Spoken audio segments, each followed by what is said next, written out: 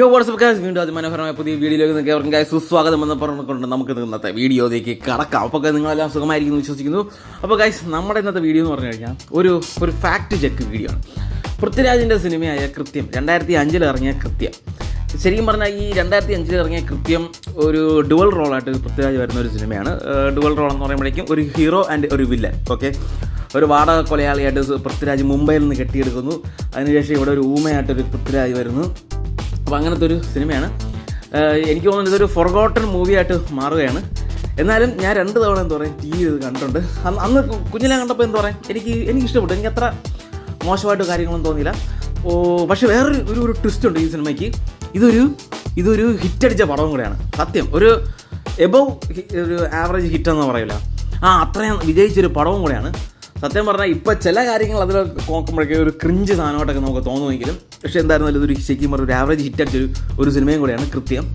അപ്പോൾ എന്തായിരുന്നാലും ഞാൻ പറഞ്ഞു വന്ന കാര്യം, ഇതിൻ്റെ നമ്മുടെ സിനിമയ്ക്കകത്ത് ഒരു ബോട്ട് സീനുണ്ട്. ബോട്ട് സീനിൽ എനിക്ക് തോന്നുന്നു ഒരു 1 hour 10 minute ഒക്കെ ആകുമ്പോഴേക്കും ഒരു ബോട്ടിലൊരു സീനുണ്ട്. ഈ സീനിൻ്റെ അകത്ത് നമ്മുടെ പൃഥ്വിരാജും സലീം കുമാറും കൂടെ ചേർന്നൊരു പാട്ട് ഇതിനകത്ത് പെർഫോം ചെയ്യുന്നുണ്ട്.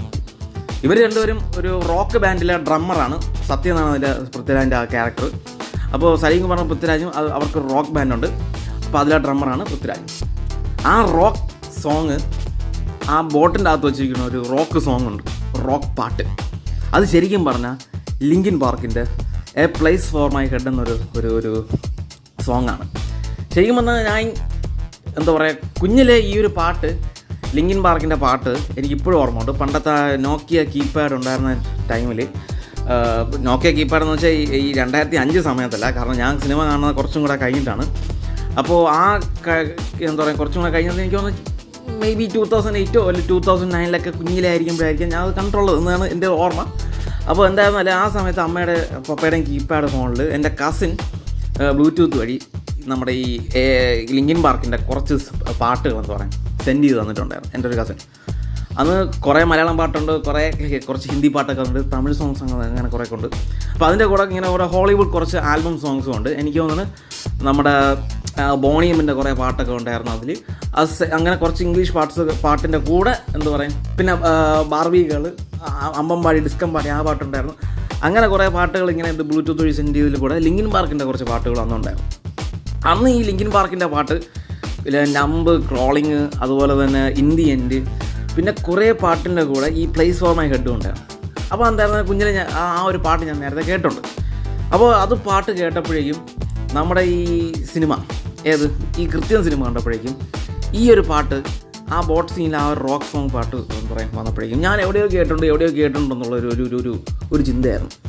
അപ്പോൾ അത് എവിടെയോ കേട്ടിട്ടുണ്ടെന്ന് വെച്ചപ്പോഴേക്കും ശരിക്കും പറഞ്ഞാൽ ഇതാണ് ഇങ്ങനെ ബ്ലൂടൂത്ത് സെൻഡ് ചെയ്തല്ലോ. അപ്പോൾ അങ്ങനെ ഞാൻ കേട്ടുള്ള ആ പാട്ടാണ്. പെട്ടെന്ന് ഞാൻ ക്ലിക്കായി, ഇത് ലിങ്കിൻ പാർക്കിൻ്റെ പാട്ടാണ്. അന്ന് കുഞ്ഞിലെ എന്താ പറയാം, ഓക്കെ നൈസ്, വളരെ സന്തോഷം തോന്നി. കാരണം വെച്ചാൽ നമുക്ക് 2 കാര്യങ്ങൾ കോയിൻസിഡൻറ്റ് ചെയ്യുമ്പോഴേക്കും കുഞ്ഞിലേക്ക് ഇങ്ങനെ കോയിൻസിഡൻറ്റ് ചെയ്യുമ്പോൾ നമുക്കൊരു വല്ലാത്തൊരു എക്സൈറ്റ്മെൻറ്റ് തോന്നി. തീർച്ചയായിട്ടും അന്നും ഒരു എക്സൈറ്റ്മെൻറ്റ് അങ്ങനെ തോന്നി. പിന്നെ വർഷങ്ങൾക്ക് ശേഷം പിന്നീടാണ് ഞാൻ സത്യം പറഞ്ഞത്, അത് കുഞ്ഞിലെ ഞാൻ ഇങ്ങനെ കേട്ടതായിട്ട് എനിക്കൊരു ഓർമ്മ ഉണ്ട്. അത് സത്യമാണോ അല്ലേ എന്നൊന്ന് പറയാൻ എനിക്ക് എന്താ പറയുക നോക്കണമായിരുന്നു. അപ്പോൾ ഇതെവിടെ സിനിമ വേണം, കാരണം പ്ലേസ് ഫോർ മൈ ഹെഡ് എനിക്ക് സിനിമ എന്താ പറയുക, പ്ലേസ് ഫോർ മൈ ഹെഡ് ആ പാട്ട് എനിക്ക് എന്തായിരുന്നാലും ഓർമ്മ ഉണ്ട്, ഇപ്പോഴും ഉണ്ട്. പക്ഷേ സിനിമ കിട്ടായില്ല. അതിന് ശേഷമാണ് യൂട്യൂബിൻ്റെ അകത്ത് ഈ സിനിമ എന്താ പറയുക അപ്ലോഡ് ചെയ്തിട്ടുണ്ടായിരുന്നു. അപ്പോൾ എന്തായാലും ഞാൻ വീണ്ടും എന്ത് ചെയ്യും, ചെക്ക് ചെയ്തപ്പോഴേക്കും ഈ ബോട്ട് സീൻ എവിടെയാണോ നോക്കി ലാസ്റ്റ് ഞാൻ പറയാം 1 hour 10 minute ആകുമ്പോഴേക്കും ഇതിൻ്റെ ഒരു ബോട്ട് സീനുണ്ട്. അപ്പോഴേക്കും കറക്റ്റ് എന്ന് പറയാം ഈ പാട്ട് ഉണ്ടാവില്ല. അതുപോലെ തന്നെ ക്ലിക്കായി ആ ചൈൽഡ്ഹുഡ് മെമ്മറി അതൊക്കെ എന്ന് പറഞ്ഞാൽ ഇങ്ങനെ റീഗെയിൻ ചെയ്ത് ഇങ്ങനെ വന്നുകൊണ്ടിരിക്കുകയാണ്. അപ്പോൾ എൻ്റെ ഒരു സംശയം എന്ന് പറഞ്ഞു കഴിഞ്ഞാൽ, അന്നത്തെ ആ 2005 കാലഘട്ടത്തിൽ എങ്ങനെ ഇവർക്ക് ഈ ഒരു കോപ്പിറൈറ്റ് ഇതിൻ്റെ കോപ്പിറൈറ്റ് എങ്ങനെ കിട്ടി? കാരണം വെച്ചാൽ സിനിമയുടെ ബഡ്ജറ്റ് എന്ന് പറഞ്ഞാൽ വളരെ കുറവായിരിക്കും. കാരണം 2000 ആ ഒരു കാലഘട്ടത്തിൽ എന്ന് പറഞ്ഞാൽ മലയാളം സിനിമയുടെ ബഡ്ജറ്റ് എന്ന് പറഞ്ഞാൽ ഭയങ്കര മിനിമലിസ്റ്റിക് ബഡ്ജറ്റാണ്.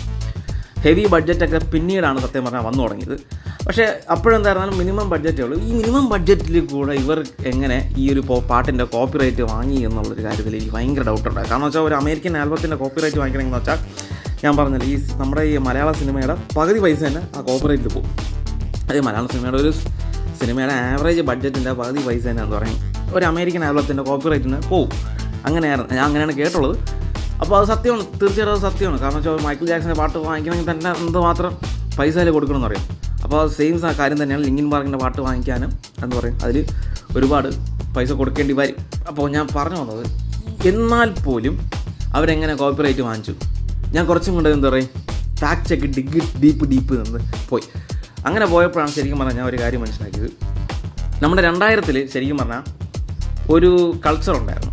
അതായത് വെളിയിലുള്ള പാട്ടുകളൊക്കെ എടുത്താലും അതിനധികം കോപ്പിറൈറ്റ് എന്താ പറയുക കൊടുക്കത്തില്ല. മലയാളമല്ല, ഒട്ടുമിക്ക ഒരു കൾച്ചറാണ്. കാരണം വെച്ചാൽ സോഷ്യൽ മീഡിയ ആക്റ്റീവ് അല്ല. 2005 കാലഘട്ടമാണ്. സോഷ്യൽ മീഡിയയൊക്കെ വളർന്നു വരുന്ന ഒരു സമയമായിരുന്നു. യൂട്യൂബ് എന്ന് പറഞ്ഞാൽ തുടങ്ങിയിട്ടേ ഉള്ളൂ, ഫേസ്ബുക്കും തുടങ്ങിയിട്ടേ ഉള്ളൂ, ഇൻസ്റ്റാഗ്രാം എന്ന് പറഞ്ഞൊരു സാധനമില്ല, വാട്സപ്പില്ല. അപ്പോൾ ഇങ്ങനത്തെ ഒരു ഈ വക കാര്യങ്ങളൊക്കെ അറിയാനായിട്ടൊക്കെ എന്താ പറയുക ഒരുപാട് ഇതിനൊക്കെ എന്താ പറയുക ലിമിറ്റേഷൻസ് ഉണ്ട്. അപ്പോൾ എന്തായിരുന്നാലും പല കാര്യങ്ങളും എന്താ പറയുക കോപ്പറേറ്റ് കൊടുക്കാതെ തന്നെ എന്താ പറയുക കോപ്പറേറ്റ് ആദ്യം വലിയ സീരിയസ്നെസ് എടുക്കാതെ തന്നെ ഇപ്പോൾ സിനിമയിലൊക്കെ ആഡ് ചെയ്യുകയും കാര്യങ്ങളൊക്കെ ചെയ്യും. കാരണം വെച്ചാൽ നിങ്ങൾക്ക് എല്ലാവർക്കും അറിയാം, മലയാള സിനിമ അന്ന് എന്താ പറയുക നമ്മുടെ ഈ കേരളത്തിൽ മാത്രം ഒതുങ്ങിയിരുന്നൊരു സിനിമയാണ്. ഇപ്പോഴാണ് സത്യം പറഞ്ഞാൽ മലയാളം ഒരു ഭയങ്കര ഒരു എന്താ പറയുക ഇമ്പാക്റ്റ് എല്ലാവർക്കും എന്ന് പറയും കൊടുത്തു തുടങ്ങിയത്. അന്നത്തെ ഒരു കാലഘട്ടം ഇപ്പോഴത്തെ കാലഘട്ടം രണ്ടും രണ്ടാണ്. കൾച്ചർ മാറി, സിനിമയുടെ ക്വാളിറ്റി കാര്യങ്ങളെല്ലാം മാറി. അപ്പോൾ അതുപോലെ തന്നെ 2005 കാലഘട്ടത്തും അതിൻ്റെ ലിമിറ്റേഷൻസിലൂടെ മലയാള സിനിമ പോയി. അപ്പോൾ കോപ്പിറൈറ്റ് എന്ന കാര്യം ഞാൻ മനസ്സിലാക്കിയിട്ടൊരു കാര്യം ഇതിനകത്ത് പറയാം വാങ്ങിയിട്ടില്ലായിരിക്കും. അപ്പോൾ റാൻഡമായിട്ട് കണ്ട് പെട്ടെന്നൊക്കെ ലിങ്കിൻ പാർക്കിൻ്റെ ഒരു പാട്ടിടാനായിരിക്കും ഇവരുടെ ഒരു എന്താ പറയും സാധ്യത കൂടുതൽ. ഇനി ഇൻ കേസ് കോപ്പിറൈറ്റ് വാങ്ങിയാലും ഇൻ കേസ് 2005 ആ സിനിമയ്ക്ക് ആ കൃത്യം സിനിമയ്ക്ക് ആ ഒരു ടൈമിൽ കോപ്പിറൈറ്റ് വാങ്ങിച്ചാലും എനിക്ക് തോന്നുന്നു വാണം ബ്രോസ് എന്ന് കേൾക്കുമ്പോൾ തന്നെ നമുക്കിങ്ങനെ ചൊറിഞ്ഞ് വരും. DC കൊണ്ട് തൊലച്ചത്, ആ ഹാരി പോട്ടറിനെ കൊണ്ട് തൊലയ്ക്കാൻ പോണ്, എത്ര മറ്റേ മെട്രിക്സിനെ കൊണ്ടുപോയി തൊലച്ച്, എല്ലാത്തിനെയും കൊണ്ടുപോയി തൊലച്ച് ഇമാരെ സത്യം പറഞ്ഞാൽ എൻ്റെ എക്സിക്യൂട്ടീവിനെ കൈ കിട്ടിക്കഴിഞ്ഞാൽ നമ്മൾ കണ്ടത് ഈ അണ്ടർടേക്കർ പൈലറെ അടിക്കും പോലെ അവൻ എടുത്തിട്ട് ഒരൊറ്റ അടി, അല്ലെങ്കിൽ കെയിൻ ചോക്സാം അടിക്കും പോലെ എടുത്തിട്ട് ഒരൊറ്റ അടി അടിക്കണം അവനെ കാണുമ്പോൾ. അതാണ് വാണം ബ്രോസ്. എന്നാലും വാണം ബ്രോസ് എന്ന് പറയാൻ ഒരുപാട് നല്ല സിനിമ തന്നിട്ടുണ്ട്. ഞാൻ ഇപ്പോഴത്തെ കാര്യമാണ് പറഞ്ഞാൽ, മുമ്പ് ഉമ്മാർ ഭയങ്കരമായിട്ട് ഒരു നമുക്ക് നൊസ്റ്റാൾജിയുടെ പീക്കാണ് ഉമ്മാരുടെ എന്താ പറയുക പല സിനിമകളൊക്കെ നമുക്ക് സമ്മാനിച്ചിട്ടുള്ളത്. പക്ഷെ എന്നാലും ഉമ്മാർ ഇങ്ങനത്തെ ഒരു സംഭവമായിപ്പോയത് തന്നെ വലിയ കഷ്ടമാണ്. അപ്പോൾ എന്തായാലും ഞാൻ പറഞ്ഞത് വാണം ബ്രോസിൻ്റെ ലേബലിലാണ് സത്യം പറഞ്ഞാൽ ലിങ്കിൻ പാർക്കിൻ്റെ കോപ്പിറൈറ്റ്. അപ്പോൾ വാണം ബ്രോസിൻ്റെ കോപ്പിറൈറ്റ് വാങ്ങിക്കേണ്ടില്ല. പക്ഷേ കോപ്പിറൈറ്റ് വാങ്ങിച്ചാൽ ഞാൻ പറഞ്ഞല്ലോ നല്ല ബഡ്ജറ്റ് ആവും.